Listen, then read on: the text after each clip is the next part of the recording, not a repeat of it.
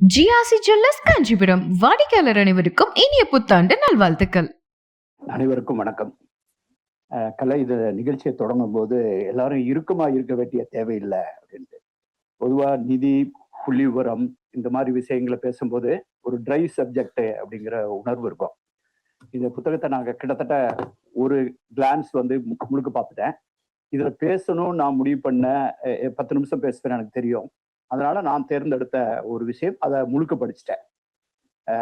ஆக நான் இங்க தமிழ்நாட்டுக்கு வர்றதுனால தூரத்துல இருந்து பார்க்கும்போது தொலைக்காட்சியில நாங்க பார்க்கக்கூடிய ஒரே யாராவதுன்னா ஜெயரஞ்சன் தான் பார்ப்போம். மற்றபடி தொலைக்காட்சிக்கான துண்டை காணும் துணியை காணும் போட்டிருக்கக்கூடியவன் நான்.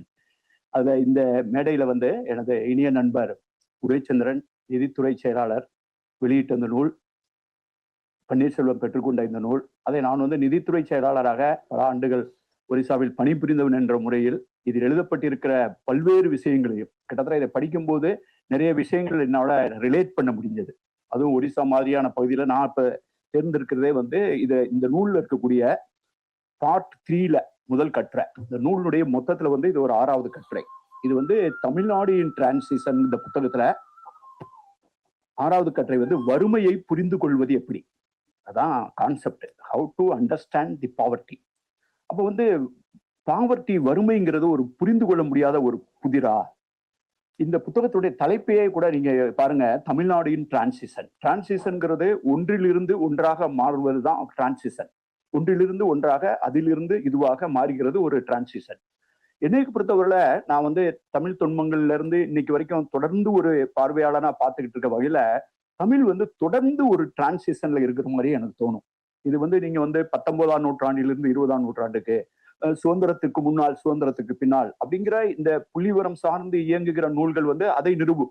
ஆனால் நான் ஒரு 360 டிகிரில ஒரு ட்ரோன் வியூல பார்க்கும்போது Tamil Nadu has been in perpetual transition. அது தொடர்ந்து தன்னை புதுப்பித்துக் கொண்டே, தன்னை உருமாற்றிக்கொண்டே, மடைமாற்றிக்கொண்டே தொடர்ந்து இயங்கும் சமூகம் என்பதால் தான் தமிழ் சமூகம் தனது தனித்துவத்தை நிலைநாட்டி இருக்கிறது என்று நான் நினைக்கிறேன்.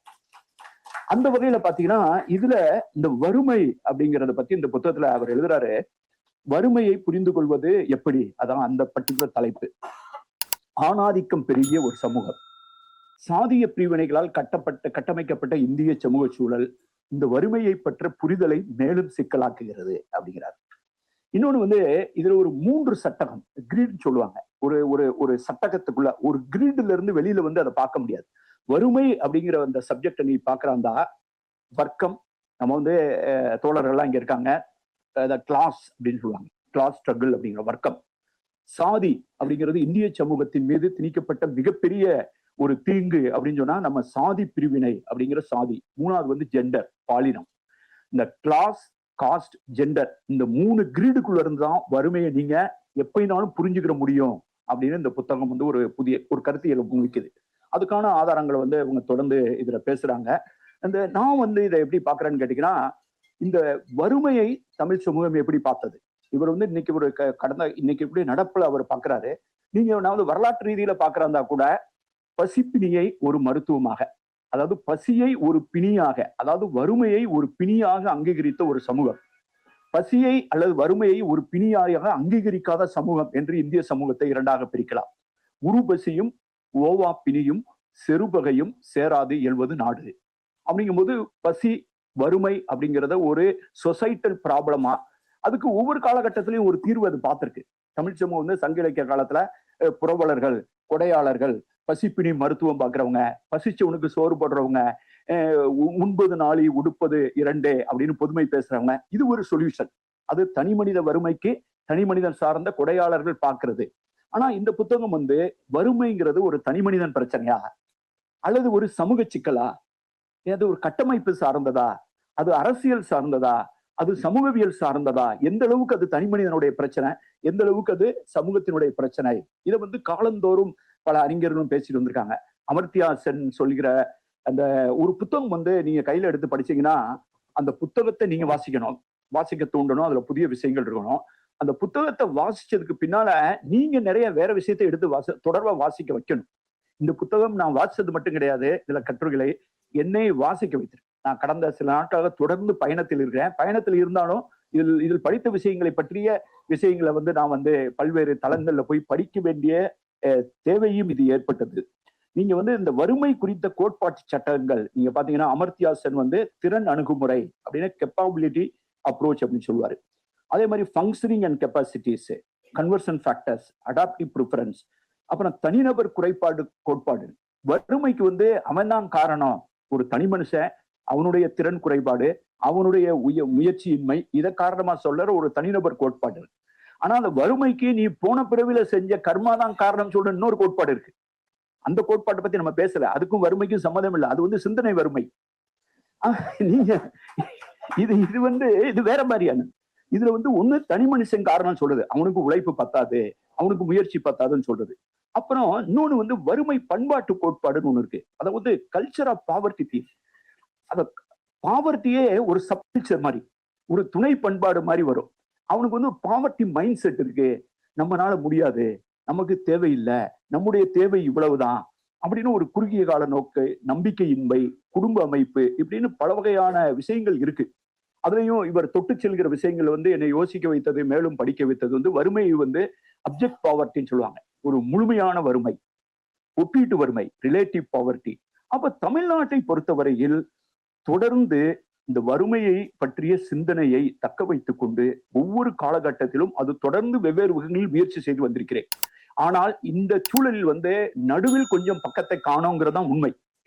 நீங்க தொடக்கத்துல 2000 வருஷத்துக்கு முன்னால் இருந்தது சிந்துவெளி காலத்தில் வறுமையை அணுகிய முறை, சங்க இலக்கிய துன்பங்களில் அணுகிய முறை, இடைக்காலத்தில் நாம் வறுமையை அணுகிய முறைன்னு பாத்தீங்கன்னா நடுவுல கொஞ்சம் பக்கத்தை காணும். இப்ப திருப்பி வந்து நாம் விழித்தெழுந்து கொண்டு சுதந்திரத்துக்கு முற்பட்ட காலத்தில், காலனியத்துவத்தினுடைய பிற்கட்ட காலத்தில் இப்போது நாம் தொடர்ந்து நம்மை தகவமைத்துக் கொள்வதற்காக பாடுபட்டு கொண்டிருக்கிறோம். நான் 2 நாளைக்கு முன்னாலே என்னுடைய நண்பர் ஒருவர் வந்து மருத்துவமனையில் அனுமதிக்க வேண்டிய தேவை ஏற்பட்டது. கிண்டியில் இருக்கக்கூடிய கலைஞர் நூற்றாண்டு விழா மருத்துவமனைக்கு நான் 2 நாள் தொடர்ந்து போயிட்டு நேற்றும் முந்தாங்களும். அந்த மாதிரி ஒரு மருத்துவமனை அரசு துறையில் எந்த இடத்தில் நான் பார்த்திருக்கிறோம் என்று யோசித்து பார்த்தேன். இந்த சுகாதாரம் என்ற கட்டமைப்பு, கல்வி என்ற உள்கட்டமைப்பு. நான் இதை படிக்கும்போது எனக்கு வியப்பா இல்லை. ஏன் வியப்பா இல்லைன்னா, எனக்கே ஒரு 3 ஆண்டுகளுக்கு முன்னால் ஒரு வியப்பான உண்மை என்னை மிகப்பெரிய வியப்பில் ஆழ்த்தியது. எனக்கு வந்து இதுல வந்து மெயில்ல வந்து ஒரு கடிதம் வந்தது. தமிழ்நாட்டில் இருக்கக்கூடிய புகழ்பெற்ற சிகிச்சை நிருபர் ராமமூர்த்தியுடைய அவருடைய மகன் வந்து எனக்கு ஒரு இமெயில் அனுப்பிச்சிருந்தாரு.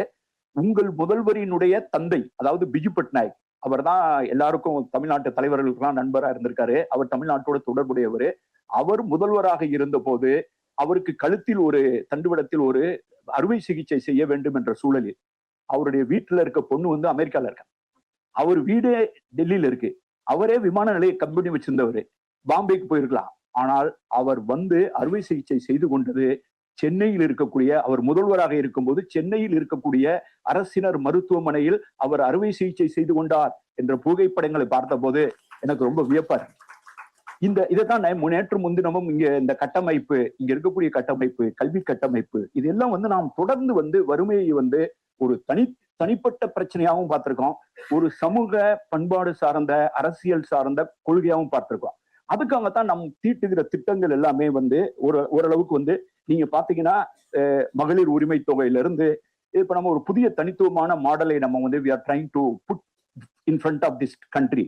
மகளிர் உரிமை திட்டத்திலிருந்து, புதுமை பெண் திட்டத்திலிருந்து, மக்களை தேடி மருத்துவம், நகர்ப்புற வறுமை ஒழிப்பு, இப்ப இந்த புத்தகம் பேசுகிற நிறைய விஷயங்களை வந்து உடனே நீங்க ரிலேட் பண்ணி பார்க்க வேண்டிய தேவை இருக்கு. வறுமையை பற்றி வந்து வறுமை யாருக்கு இருக்கு, வறுமை என்னவா இருக்கு, வறுமை எங்க இருக்கு, கிராமப்புறத்துல இருக்கா, நகர்ப்புறத்துல இருக்கிறா, அல்லது நகர்ப்புறத்தினுடைய பிரச்சனைகள் என்ன? ஒரு வகையில வந்து நகர்மயமாக்கல் தான் வந்து ஒன் ஆஃப் தி டெவலப்மெண்டல் இண்டெக்ஸ்ல ஒரு மாநிலம் அல்லது ஒரு பொருளாதாரம் வளர்ந்திருக்கிறதா அப்படிங்கிறத நம்ம பார்க்கும்போது, அந்த மல்டி டைமென்ஷனல் பாவர்ட்டி எல்லாம் பார்க்கும்போது நகர்மயமாதல் அப்படிங்கிறது ஒரு குறியீடாவே ஒரு இண்டெக்ஸா கருதப்படுகிறது. ஆனால் நாம் நகர்மயத்திற்கு புதிதானவர்கள் அல்ல. அது சிந்துவெளி பண்பாடா இருக்கட்டும் அல்லது சங்க இலக்கிய பண்பாடா இருக்கட்டும், நாம் நகர்மயத்தில் ஊறி திளைத்தவர்கள். அப்படின்னு இருக்கும்போது இந்த நகர்மயத்திலேயே இன்னைக்கு வந்து one of the leading state பல வகையிலும் வந்து இந்த வறுமையை பற்றிய கேள்வியை கேட்டு இப்ப இந்த டிஜிட்டல் இடைவெளியிலிருந்து நிலையான வளர்ச்சி இலக்குகள், சஸ்டைனபிள் டெவலப்மெண்டல் கோல்ஸ் அப்படின்னு சொல்லி ஐநா சபையில இருந்து இப்ப செய்யற விஷயங்கள், இது மெயினா வந்து இதற்கான மதிப்பீடுகள் அந்த தரவுகளை தயார் செய்யறதுல நிறைய பிரச்சனைகள் இருக்குன்னு கட்டுரையாளர் வந்து நூலாசிரியர் ஒப்புக்கொள்கிறார். அந்த டிஃப்ரெண்ட் டைம் பீரியட்ல கூடிய different type of collection of information data அதெல்லாம் ஒருமுகப்படுத்தி அதுக்கு ஒரு ஒரு ஒரு மதிப்பீடை கொடுத்திருக்கிற இந்த புத்தகத்தை நான் பாராட்டுகிறேன். இந்த புத்தகத்தை படித்ததன் மூலமாக நான் பயனடைந்தேன். இதன் மூலமாக நான் நிறைய வாசித்தேன். இதில் இருக்கக்கூடிய நிறைய விஷயங்கள் வந்து எனது பணி சார்ந்த விஷயங்களாக இருந்ததனால் I could relate myself to that particular matter. Thank you very much.